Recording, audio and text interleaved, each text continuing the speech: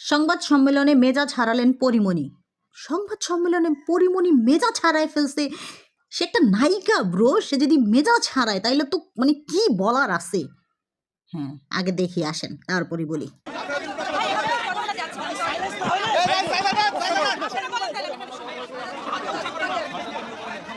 বাহ, যারা পরীমণির সাক্ষাৎ নিতে আসছে, যারা পরীমণির সামনে বসে মানে সামনে দাঁড়িয়ে আছে, যারা পরীমণির সামনে আছে, তাদের জন্য পরীমণি কথাই বলতে পারতেছে না।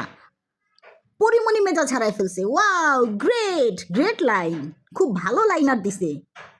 সাংবাদিকের কারণে পরীমণি কথা বলতে পারছে না, এই লাইনটাও তো হইতে পারতো, সত্যিটাও তো হইতে পারতো।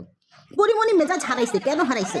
সে কথা বলতে পারতেছে না, সে উত্তর দিতে পারতেছে না, সে জানাইতে পারতেছে না। এটা না মেন কাহিনী। তো মেন কাহিনীতে আসেন ভাই, যেটা সত্য ওইটা নিয়ে লিখেন ভাই।